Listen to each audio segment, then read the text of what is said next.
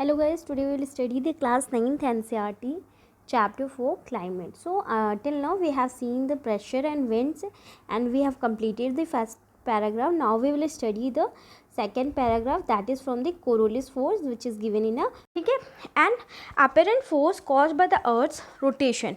The Coriolis force is responsible for deflecting winds towards the right in north hemisphere and towards the left in southern hemisphere. This is known as Farrell's law. देखो बोला जाता है कि जब earth rotate करता है, ठीक है, तो एक फोर्स डेवलप होती है, उस फोर्स को कोरियोलिस फोर्स बोला जाता है.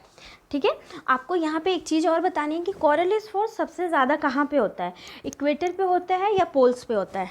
ठीक है, that is very important question. तो यहाँ पे बोला जाता है कि जो कोरियोलिस फोर्स है वो क्या करती है, जो विंड्स होती है उसको राइट डिफ्लेक्ट करती है नॉर्दर्न हेमिस्फीयर में और लेफ़्ट डिफ्लेक्ट करती है सदर्न हेमिस्फीयर में. ठीक है, एक तरह से आप बोल सकते हैं सर्कुलेशन कैसा होता है, क्लॉकवाइज डायरेक्शन में होता है. तो इसको फैरल्स लॉ भी बोलते हैं. यहाँ पे आपको क्वेश्चन आ सकता है कि what is the Ferrel's law, does Coriolis force has a phenomena of exist the Ferrel's law और नॉट. ठीक है, the pressure and wind condition over India are unique. ठीक है, बोला जाता है जो प्रेशर और विंड कंडीशन है इंडिया की वो बहुत ज़्यादा यूनिक है. During winter there is a high pressure area north of Himalayas. बोला जाता है जब ठंडी होती है तो हिमालयस के तरफ हाई प्रेशर होता है. ठीक है, cold dry winds blow from the region to the low pressure area over the ocean to south.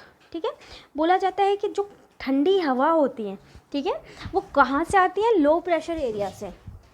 Low pressure area से आके कहाँ जाती हैं, कहाँ फ्लो करती हैं, ocean, over the oceans to the south. ठीक है, ये विंटर की बात की. ठीक है, विंटर की बात ये क्या बोल रहा है कि जो विंटर में क्या होता है, जो हिमालयन रीजन है वो वहाँ पे कोल्ड ड्राई विंड से होती है और वो काफ़ी ज़्यादा हाई प्रेशर होती है.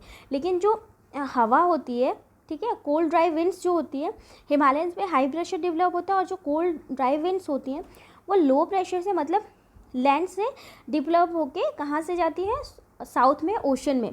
ठीक है, in summer a low pressure area develops over entire interior Asia. ठीक है, समर में क्या होता है कि जो लो प्रेशर है वो पूरे एशिया में कहीं ना कहीं होता है, as well as over the north western India. ठीक है, हमने विंटर की बात देखी कि नॉर्थ एरिया में क्या होता था, हाई प्रेशर डेवलप होता था, लेकिन समर में लो प्रेशर एरिया भी होता. This cause a complete reversal और direction of winds during summer. ठीक है, इससे क्या होता है कि कंप्लीट रिवर्स हो जाती है विंड की डायरेक्शन समर में.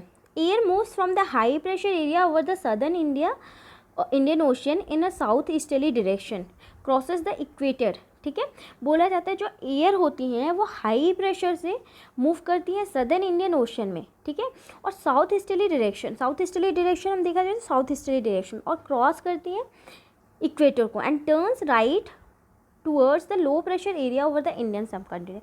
ठीक है, वो जैसे ही क्या करती है, हाई प्रेशर एरिया से मूव करती हैं सदर्न इंडियन ओशन में जाती हैं, वहाँ से साउथ ईस्टर्ली डायरेक्शन से लेके इक्वेटर को क्रॉस करती है और वहाँ से राइट टर्न लेके लो प्रेशर एरिया में चली जाती हैं. This are known as south west monsoon winds. ठीक है, तो उसको क्या बोलते हैं, साउथ वेस्ट मानसून विंड्स. अब आपको ये पता होना चाहिए कि इंडिया में जो भी रेन होती है समर में स्पेशली, वो mainly south west monsoon wind से भी होती है. ठीक है, अगर यहाँ पे क्वेश्चन आता है कि what do you understand by the term south west winds, तो आपको यहाँ पे बताना है कि when the air from the high pressure area over the southern Indian ocean in the south eastern direction crosses the equator and turns right towards the low pressure area over the Indian subcontinent, that is known as southwest monsoon. ठीक है, these winds blow over the warm ocean, gather moisture and bring widespread rainfall over the mainland of India. बोला जाता है कि ये जो winds होती हैं ये क्या करती हैं, वार्म एरिया में जाती हैं. ठीक है, ओशन से. जब कोई भी विंड क्या होती है, जनरली हवा होती है. ठीक है, जब वो वार्म एरिया में जाती है तो वहाँ पे थोड़ा मॉइस्चर कंटेन करती है. ठीक है, और जैसे ही वो कोल्ड एरिया में आती है तो वो मॉइस्चर रेनफॉल में कन्वर्ट हो जाता है. ठीक है, तो यहाँ पे हम देखेंगे the upper air circulation in this region is dominated by westerly flow. ठीक है, जो ऊपर में एयर का सर्कुलेशन होता है वो वेस्टर्ली फ्लो से डोमिनेट होता है. ठीक है, an important component of this flow is jet stream. ठीक है, तो जेट स्ट्रीम की वजह से होता है. तो आपको यहाँ पे जेट स्ट्रीम का प्रॉपर डेफिनेशन बताना है कि जेट स्ट्रीम होता कहाँ है, कहाँ लोकेटेड होता है, तो वो हम इस बॉक्स में दिया है उससे स्टडी करेंगे, ठीक है। उससे पहले हम पैराग्राफ को कंप्लीट करते हैं। This jet streams are located approximately over 27 degree 30 degree north latitude and therefore they are known as sub tropical westerly jet stream, ठीक है। इसकी लोकेशन जो है 27 डिग्री से 30 डिग्री नॉर्थ लैटिट्यूड में होती है, इसलिए इसको सब ट्रॉपिकल वेस्टर्ली स्ट्रीम्स बोला जाता है, ठीक है। Over India this jet stream blow south of south of Himalayas all through the year accept in summer, ठीक है। ये जो जेट सब ट्रॉपिकल जेट स्ट्रीम होती है वो साउथ ऑफ हिमालय में ब्लो करती है और सारे सीजन में, सिर्फ समर में नहीं करती है। The western cyclonic distribution experienced in north and north western parts of the country are brought it by this westerly flow, ठीक है। बोला जाता है कि जो वेस्टर्न साइक्लोन डिस्टर्बेंस होता है, कभी भी हिमालयन में नॉर्थ या वेस्टर्न साइड में जो साइक्लोन होता है वो बेसिकली इस वेस्टर्ली फ्लो जेट स्ट्रीम सब tropical jet stream westerly flow की वजह से होता है। इन समर द सब tropical westerly jet stream moves north of Himalaya with the apparent movement of the sun, ठीक है। समर में क्या होता है, ये क्यों नहीं दिखाई देती, क्योंकि समर में ये हिमालयस की तरफ मूव कर जाती हैं सन के अपेरेंट मूवमेंट की वजह से। An easterly jet stream called subtropical easterly jet stream blows over peninsular India approximately over 14 degree north during the summer month, ठीक है। हमने देखा कि विंटर मंथ में वेस्टर्ली सब ट्रॉपिकल वेस्टर्ली जेट स्ट्रीम होती है, वो हिमालयन रीजन में फ्लो करती है, और समर में क्या होती है, सब ट्रॉपिकल ईस्टर्ली जेट स्ट्रीम होती है, वो पेनिनसुलर रीजन में होती है 14 डिग्री नॉर्थ में, ठीक है।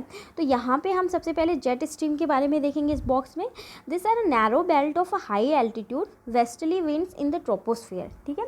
ये बोला जाता है कि जेट स्ट्रीम क्या होती है, एक नैरो पतला सा बेल्ट होता है जिसका एल्टीट्यूड बहुत ज़्यादा होता है, ठीक है। और ये विंड्स कहाँ, वेस्टर्ली विंड्स होती है, मतलब वेस्टर्ली विंड्स मतलब बेसिकली आप बोल सकते हो कि ओरिजिनेट होती है वेस्टर्न साइड से, ठीक है, और ट्रोपोस्फियर में। The speed varies from about 110 kilometre in summer to about 184 kilometre in a winter, ठीक है। जो इनकी स्पीड होती है वो चेंज होती है 110 किलोमीटर समर से 184 किलोमीटर विंटर में। And number of separate jet stream have been identified, मतलब बोला जाता है कि साइंटिस्ट के द्वारा, ठीक है, जो स्टडी करते हैं इसकी, उनके द्वारा बहुत से जेट स्ट्रीम को आइडेंटिफाई किया गया। The most constant are the mid latitude and sub tropical jet stream. बोला जाता है कि वो जेट स्ट्रीम जो सबसे ज़्यादा कॉन्स्टेंट होती है, मतलब हमेशा दिखाई देती है और स्टेबल फॉर्म में होती है, वो होती है मिड लैटिट्यूड और सब ट्रॉपिकल जेट स्ट्रीम।